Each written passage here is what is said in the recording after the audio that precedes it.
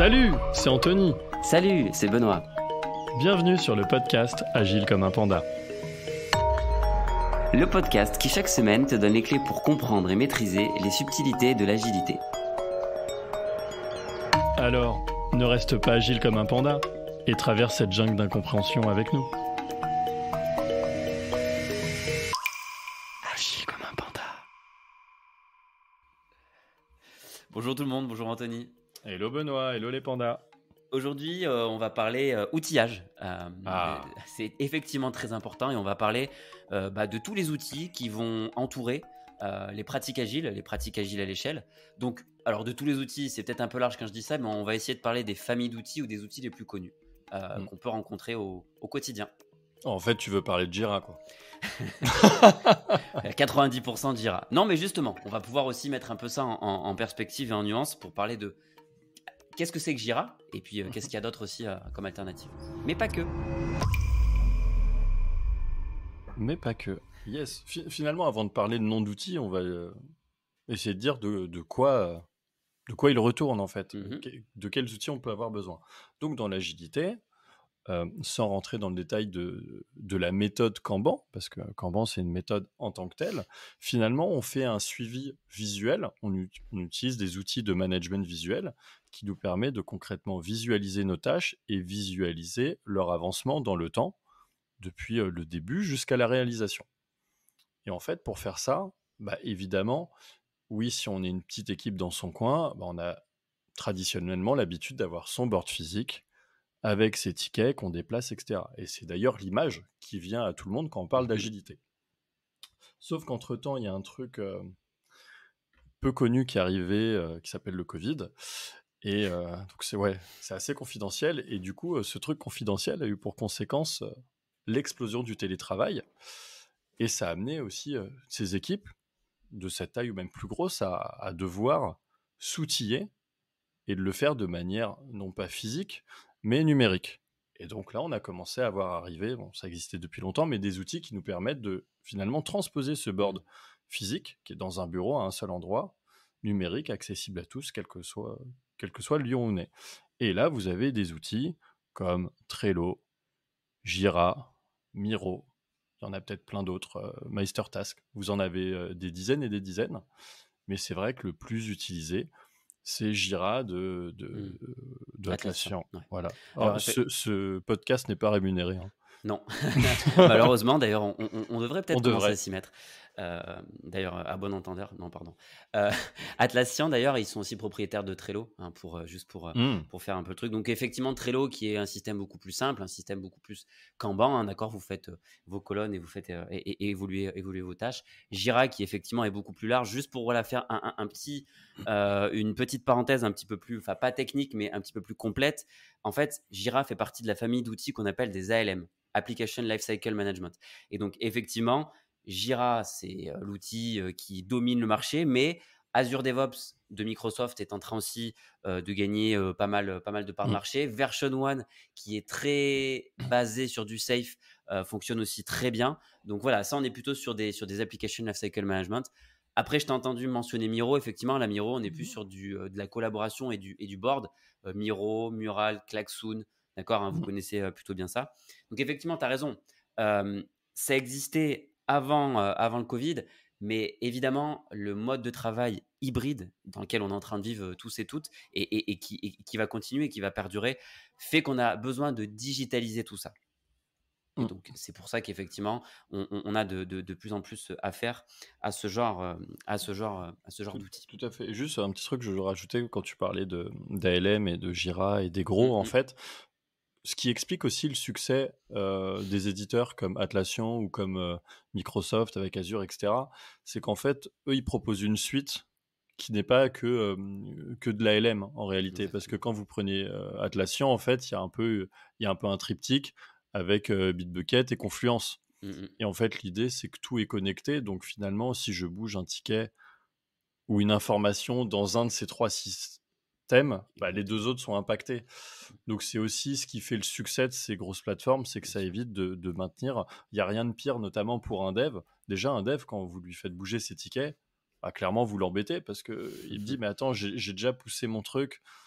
peut-être sur mon Git, mon GitHub, mon Bitbucket, pourquoi je dois le refaire?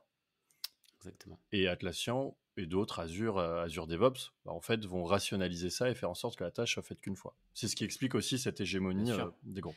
Et le sujet qui se cache derrière aussi cette hégémonie, c'est, comme tu le disais tout à l'heure, j'ai bien aimé ton parallèle avec le board physique, les post-it. Quand on va être sur de l'agilité à l'échelle d'une équipe, d'une ou deux équipes, bon, je dis pas qu'on n'a pas besoin de ces outils, on en a certainement besoin, mais bon, la complexité n'est pas telle qu'on est impérativement obligé de choisir ces outils. Dès qu'on se met à l'échelle, dès qu'on veut atteindre la business agility, c'est-à-dire être capable vraiment de faire le lien entre la stratégie de l'entreprise et l'exécution qui est faite dans les équipes, moi, ça m'est souvent arrivé de bosser dans des programmes avec 600 personnes qui bossent à l'échelle. Donc, quand on fait ça, c'est ultra important de s'équiper comme il faut. Et donc, c'est effectivement là où les très gros du marché l'emportent parce que ils permettent de faire le lien avec des roadmaps agiles et ce que vous faites, avec vos budgets, avec tout en fait au final et de lier la stratégie d'entreprise avec votre exécution. Et là, ça devient primordial de s'équiper comme il faut. Et pourtant, et on en parlera peut-être rapidement, mais c'est un sujet qui est assez épineux, parce que ce sont des outils, effectivement, dont le coût d'entrée, la licence, est quand même assez élevé. Et voilà, faut pas ouais, c'est cher. Tu as le mode d'hébergement des données aussi qui est parfois un peu contraignant. Donc là, tous, ils sont un peu en train de faire évoluer leur business model parce qu'ils constatent que toutes les entreprises sont en train de faire vraiment attention à leurs données. Il ne faut pas que ce soit hébergé, stocké n'importe où, les notions de sauvegarde, etc. Donc ça, c'est une contrainte qu'on met pour les éditeurs, mais qui est bonne. Donc, en tant qu'agiliste, enfin, on ne peut que louer le fait de dire non, maintenant on va plus loin dans ce qu'on fait. Et bon, sans parler de Jira ou de ce genre d'outils, je pense que c'est OK pour la plupart des auditrices, des auditeurs. L'idée, c'est maintenant qu'on est à l'échelle. Finalement, est-ce que mon Jira traditionnel, est-ce qu'il fait le boulot?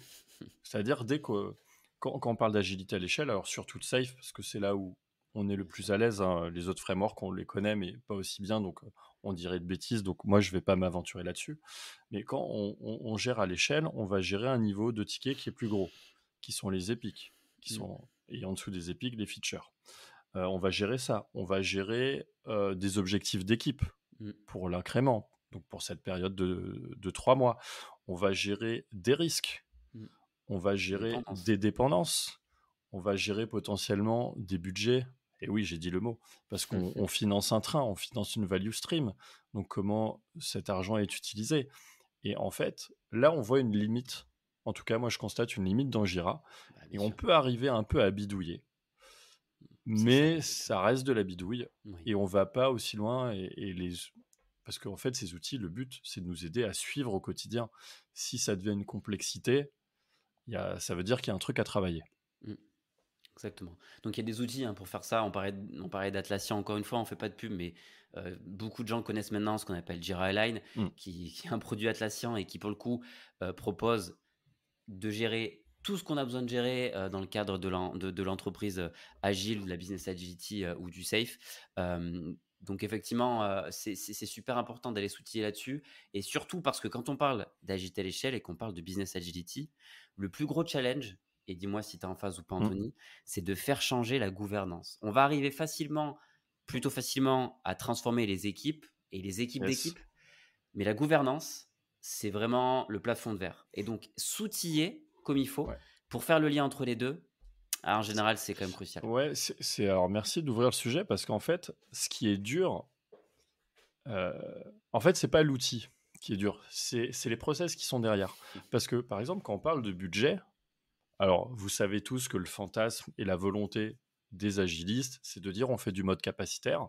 Donc le mode capacitaire, c'est dire, dans l'exemple d'un train safe, c'est je finance le train, je lui donne telle somme sur le trimestre, et puis le train sait comment il doit dépenser, il va correctement prioriser les tâches à faire. Ok, c'est simple. Sauf que derrière, dans une vue traditionnelle budgétaire, finalement, quand vous rentrez dans votre outil de saisie des temps, souvent on vous dit il y a un numéro, un identifiant. En fait, c'est quoi ce numéro? C'est une clé de répartition comptable. Parce que vous avez derrière un Sage, un SAP, et que parce que tel projet, c'est de la recherche, et derrière, je peux choper mon avantage fiscal, mon CICE, mon CIR, etc. La finalité, elle est là. Et en fait, ça veut dire que je dois changer tout mon système comptable et ma manière de gérer mes clés de répartition, etc. Et ça, franchement, c'est pas un sujet simple. Donc, moi d'ailleurs, je suis complètement pas compétent dessus. Je connais les enjeux, etc. Mais parce que c'est un vrai métier. Et quand on vous dit qu'un SPC, dans le podcast précédent, doit savoir parler à tout le monde, bah, faut aussi savoir parler au comptable et dire il y a ce sujet-là. Et donc, ça veut dire qu'il faut appréhender la complexité, nous, de notre métier d'agiliste et de SPC, qui assure la transfo safe, mais aussi le comptable. Lui, il a un enjeu qui est ultra important. Enfin, il déclare les comptes, il faut qu'ils soient propres, etc. Donc, comment on fait les deux? Et c'est justement ce point de bascule process-outil, plus process que outil, qui est ultra critique. Ouais, tout à fait. Je pense qu'on peut passer au takeaway et au coup de bambou. Yes. Bon, je vais faire les takeaways, tu les as fait sur les podcasts précédents. Alors, ce qui est important de se dire ici, c'est qu'on n'est pas en train, ok, d'accord, de dire il faut choisir tel et tel outil. Ce qu'il faut retenir, c'est que par contre, dès qu'on atteint une complexité, une taille et un nombre d'interactions avec des enjeux qui sont spécifiques, il va être important de s'équiper. Peu importe l'outil, encore une fois, nous, on n'a pas de préférence ici. Il va être important de s'équiper et surtout de s'assurer que le ou les outils qu'on utilise nous permettent réellement d'atteindre nos objectifs sans nous contraindre, parce que j'ai souvent vu aussi des choix d'outils parce que c'était pas cher ou parce que c'était sexy qui nous contraignent. Donc voilà, très important de s'équiper, d'autant plus si on veut vraiment atteindre la business agility et briser le plafond de verre de la gouvernance. Yes, et avant les coups de bambou, juste Atlassian. Ça fait plaisir. Virement, parce qu'on a beaucoup parlé de vous. Oui. Mais même les autres, si vous voulez. On parlera plus de vous. Non, je plaisante. Sur les coups de bambou, le plus important, c'est ne vous confortez pas dans la bidouille. Et je pense qu'on le fait tous, et moi le premier, parce que c'est très dur de débloquer des budgets. On parle de Jira Align, on parle de version 1 sur la partie programme. Ça coûte très cher et on a tendance à vouloir faire de la bidouille pour faire avancer les choses. On n'a pas le choix, sauf qu'en fait, c'est un combat à mener parce que ça va limiter votre impact, ça va limiter votre visibilité, même la crédibilité de la transformation, parce qu'on ne sera pas capable de donner des vrais indicateurs, donc des indicateurs qui ne sont pas vanille, donc des vrais indicateurs qui apportent de la vraie valeur et qui ne sont pas juste on a réalisé tant d'US, tant de features, tant d'épiques, parce qu'en fait, ça, en vrai, on s'en fout. Ça, c'est le premier coup de bambou. et le deuxième coup de bambou, je dirais, c'est pas plus un coup de bambou, c'est plus une alerte. Il faut que tout le monde soit à l'aise avec ces outils et il ne faut pas négliger le temps de formation et d'accompagnement.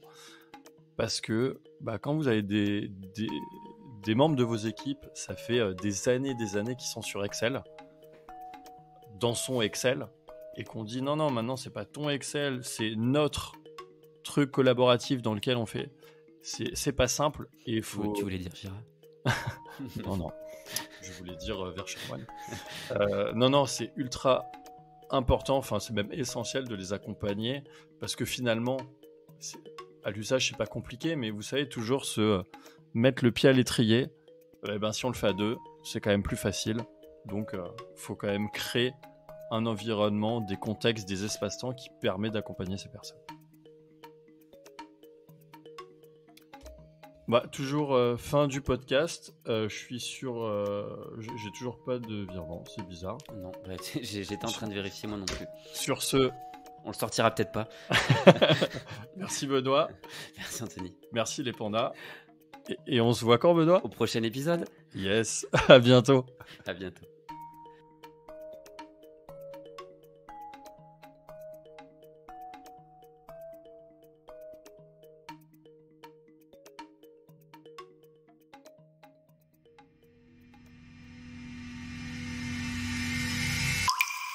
Agis comme un panda.